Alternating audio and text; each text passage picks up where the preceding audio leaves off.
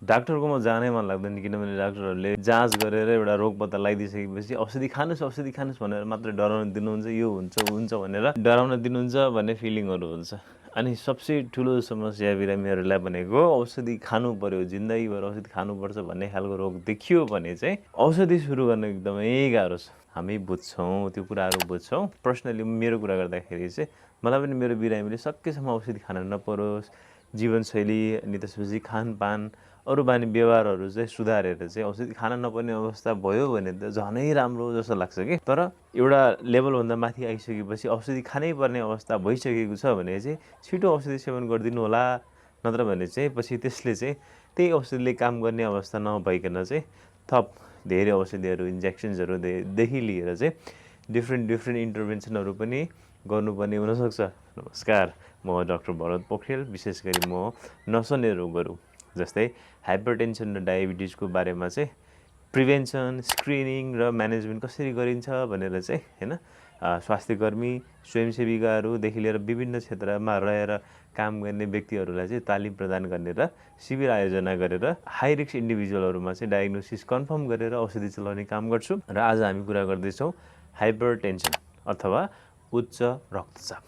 सुन्नु नै भयो होला तपाईँले, लाइफ टाइममा अहिलेसम्म ब्लड प्रेसरको एक्जामिनेसन गर्नुभयो होला।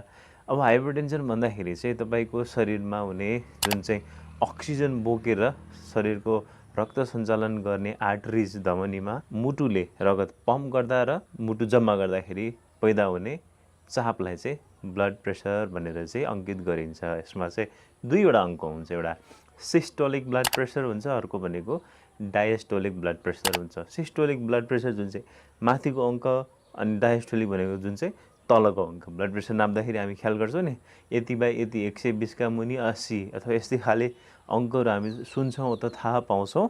यसैलाई नै भन्छ माथिकोलाई सिस्टोलिक ब्लड प्रेसर, तलकोलाई डायस्टोलिक ब्लड प्रेसर। अब सिस्टोलिक ब्लड प्रेसरको कुरा गर्दाखेरि के छ भन्दाखेरि जब मुटुमा रगत जम्मा भएको हुन्छ, मुटुको कोठाहरूमा जब रगत जम्मा हुन्छ, त्यो रगतलाई मुटुले पम्प गरेर चाहिँ मुटुबाट बाहिर अब शरीरको सबै अङ्गहरूमा रक्त सञ्चालन गर्छ। त्यसैलाई भन्छ, त्यति बेला पैदा हुने चापलाई चाहिँ के भन्छ, सिस्टोलिक ब्लड प्रेसर भन्छ। त्यसरी नै अब त्यो फेज सकिसक्यो, सिस्टोलिक फेज सक्यो, अब रगत जम्मा हुँदै हुँदै हुँदै जान्छ, रिल्याक्सेसन फेज, ब्लड जम्मा हुने फेजलाई भन्छ डायस्टोलिक ब्लड प्रेसर भन्छ। बुझिन्छ? अहिलेसम्म बुझिन्छ? अब दुवैवटा अङ्क हैन, माथिको सिस्टोलिक अङ्क र तलको डायस्टोलिक अङ्क दुवैमा चाहिँ ब्लड प्रेसर सधैँ बढी भइराख्यो भने चाहिँ त्यो अवस्थालाई चाहिँ हामी भन्छौँ हाइपरटेन्सन अथवा उच्च रक्तचाप। नेपालमा प्रयोग गरिने गाइडलाइन्सहरूमध्ये तपाईँको माथिको अङ्क 140 वा सोभन्दा बढी वा डायस्टोलिक ब्लड प्रेसर 90 वा सोभन्दा बढी भयो भने चाहिँ हामी भन्छौँ त्यसलाई उच्च रक्तचाप। यो चाहिँ तपाईँले दुईवटा सिटिङ्समा, क्लिनिकल सिटिङमा दुईचोटि ब्लड प्रेसर नाप्दा 1 हप्ताको अन्तरालमा दुवैचोटि नै तपाईँको ब्लड प्रेसर बढी देखियो भने चाहिँ अब तपाईँलाई चाहिँ ब्लड प्रेसरको समस्या छ भनेर हामीले डायग्नोसिस गर्छौँ। अब कुरो आउँछ औषधि सेवन गर्ने कि नगर्ने भन्ने कुरो आउँछ। धेरै तपाईँहरूले प्रश्नहरू गर्नुभएको छ। मेरो सोसियल मिडिया, टिकटक्सहरूमा पनि धेरै प्रश्नहरू आउने भनेको चाहिँ हाइपरटेन्सनको औषधिको बारेमा आउँछ। के तपाईँहरूले के प्रश्न सोध्नु भएको छ पढौँ है त। एकजना भन्नुहुन्छ, सर मेरो एज 20 हो, 20 वर्षको मेल, मेरो बिपी सधैँ बढ्छ र मलाई ब्लड प्रेसर मसिन देख्ने बित्तिकै डर लाग्छ। अनि बिपी मेरो कहिले 180/120 हेर्नुहोस् त, सिस्टोलिक 180 छ भनेको एकदमै हायर रेन्जमा छ र डायस्टोलिक 120 छ। उहाँ त अलरेडी हाइपरटेन्सिभ अर्जेन्सीमा पुगिसक्नु भएको छ। कहिले 160/100, कहिले 140/90 देखाउँछ। के गर्दा ठिक होला सर? नर्मली हार्ट रेट चाहिँ 60 to 80 को बिचमा रहन्छ, बिपी नाप्दा सधैँ 120 हुन्छ भन्नुभएको। अब हामीले बुझ्नुपर्ने कुरा भनेको चाहिँ ब्लड प्रेसरको समस्या भनेको चाहिँ एउटा सर्टेन एजभन्दा माथि भइसकेपछि मात्र देखिने भन्ने जुन चाहिँ हामीले बुझेका छौँ त्यो गलत हो। किनभने अहिले चाहिँ यङ एजमा पनि, एकदमै अर्ली यङ एजमा पनि हाइपरटेन्सनको कम्प्लिकेसनले गर्दाखेरि हार्ट फेलियरहरू हुने, स्ट्रोक्सहरू हुने, ज्यान नै जाने समस्याहरू पनि हामीले क्लिनिकली देखि पनि रहेको छौँ, तपाईँहरूले सुनि पनि राख्नु भएको छ। त्यसैले म 20 वर्षको हुँ भन्दैमा चाहिँ तपाईँको ब्लड प्रेसर नबढ्ने भन्ने हुँदैन। अब के कारणले बढ्यो त? तपाईँको जीवनशैली, तपाईँको खानपान, तपाईँको फ्यामिली हिस्ट्री, तपाईँको अरूको कोमोर्बिड कन्डिसन्सहरूको हिस्ट्रीहरू लिएर चाहिँ तपाईँको एकचोटि एक्जामिनेसन गरेर अनि थप प्यारामिटर्सहरू जाँच गरेर चाहिँ डायग्नोसिस कन्फर्म गरेर अनि तपाईँलाई औषधि आवश्यक छ छैन भनेर चाहिँ त्यसको निर्धारण गरेर तपाईँले आफ्नो डायट र लाइफस्टाइललाई पनि मेन्टेन गर्नु पर्यो र सँगसँगै औषधि सेवन गरेर जुन चाहिँ अननेसेसरी काम गरिरहेको हार्टको जुन चाहिँ प्यारामिटर्सहरू एक्सिड भइरहेको छ त्यसलाई कन्ट्रोलमा ल्याउनको लागि चाहिँ अप्रोप्रिएट बिपी मेडिकेसन्सहरू पनि लिनुपर्ने आवश्यकता हुनसक्छ। त्यसै गरी अर्को एकजना सोध्नुहुन्छ, म बिपी रोगी भन्नुभएको छ, डिटेल्स खुलाउनु भएको छैन। अर्को भन्नुहुन्छ, सर नमस्कार, के हाई ब्लड प्रेसरको मेडिसिन 2 डेज खाने 2 डेज नखाने गर्न मिल्छ?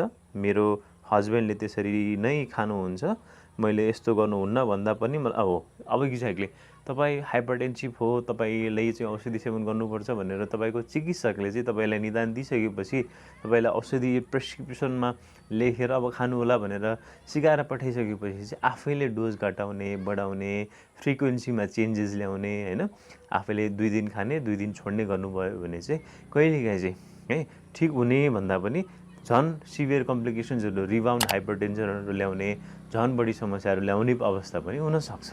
त्यो प्र्याक्टिस भनेको एकदमै गलत प्र्याक्टिस हो है। त्यही भएर चाहिँ औषधि नियमित सेवन गर्नुपर्छ भनेपछि नियमित सेवन गर्नुपर्छ, किनभने हरेक औषधिको एउटा सर्टेन हाफ लाइफ भन्ने हुन्छ। भनेको तपाईँले औषधि खाएको कति घन्टासम्म त्यसले काम गर्छ, कति घन्टासम्म चाहिँ मुटुलाई चाहिँ राम्रो एकदम आइडियल फङ्सनिङ सिचुएसनमा राख्छ भन्ने कुराहरू हुन्छ। र तपाईँले औषधि त्यसरी खाँदै छोड्दै गर्दाखेरि चाहिँ जुन चाहिँ मुटुको त्यो फिजियोलोजिक प्रोसेसेस हुन्छ त्यसमा चाहिँ चेन्जेसहरू आउँछ र त्यसले चाहिँ तपाईँलाई पक्कै पनि सकारात्मक भन्दा नकारात्मक असरहरू बढी देखाउन सक्छ। त्यसैले औषधि सेवन गरिसक्नु भएको छ, गर्ने अवस्था आइसक्यो भनेर डक्टरले चाहिँ तपाईँलाई एउटा प्रेस्क्रिप्सन लेखेर दिनुभएको छ भने कृपया है तपाईँले औषधिहरू सेवन गरिराख्नु होला। अर्को भनेको चाहिँ अर्को प्रश्न के आउँछ भने चाहिँ औषधि सेवन सुरु गरिसक्नुभयो र तपाईँको ब्लड प्रेसर चाहिँ विदिन नर्मल रेन्जमा आइसक्यो भने चाहिँ अब औषधि बन्द गर्न मिल्छ त? युजली नो, किनभने त्यही औषधिको कारणले चाहिँ तपाईँको चाहिँ हार्टले पम्प गर्दाखेरि त्यो आर्टरिजहरूमा पैदा हुने चाप हामी जसरी अघि परिभाषा गऱ्यौँ त्यसमा चाहिँ नर्मल फङ्सनिङ रेन्जमा आइरहेको छ, त्यो चाहिँ औषधिको कारणले पनि हो है। तपाईँको कहिलेकाहीँ चाहिँ डोसेजहरू चाहिँ घटाउने बढाउने एडजस्ट गर्ने अवस्था आउन सक्छ, कहिलेकाहीँ चाहिँ ब्लड प्रेसरको औषधि खाँदाखेरि स्वाट्टै बढ्ने घट्ने हुनसक्छ। तर त्यो भन्दैमा चाहिँ तपाईँले आफैले डिसिजन लिन मिल्दैन। तपाईँलाई जसले औषधि लेख्नु भएको हो त्यो चिकित्सकलाई भेटेर फर्दर डोसेज घटाउने एडजस्ट गर्ने कुराहरू चाहिँ डिसिजन लिनुपर्छ। अब अर्को प्रश्न आउँछ, कुनै गाइडलाइन्समा चाहिँ होइन 130/90 अथवा 130 सिस्टोलिक र डायस्टोलिक लेस देन 80 भयो भने स्टेज 1 हाइपरटेन्सन, अनि 140 भन्दा माथि सिस्टोलिक भयो र 90 भन्दा माथि भयो भने चाहिँ डायस्टोलिक चाहिँ 90 भन्दा माथि भयो भने चाहिँ बल्ल स्टेज 2 हाइपरटेन्सन भनेर क्लासिफिकेसन हुन्छ। अर्कोमा चाहिँ 140/90 लाई मात्र लिएको हुन्छ। यो चाहिँ कसरी थाहा पाउने भन्नुहुन्छ, त्यो चाहिँ तपाईँले चिन्ता लिनु पर्दैन। मोस्टली चाहिँ नेपालमा प्रयोग गरिने गाइडलाइन्सहरूमा चाहिँ सिस्टोलिक 140 र डायस्टोलिक 90 यो नम्बरभन्दा माथि देखियो भने चाहिँ हाइपरटेन्सिभ भनेर हामी क्लासिफाई गर्छौँ। यो चाहिँ एसिसी एसिएच गाइडलाइन्स, WHO गाइडलाइन्स होइन, युरोपियन गाइडलाइन्स, सबै गाइडलाइन्सहरू फरक हुन्छ, त्यसको तपाईँले चिन्ता लिनु पर्दैन।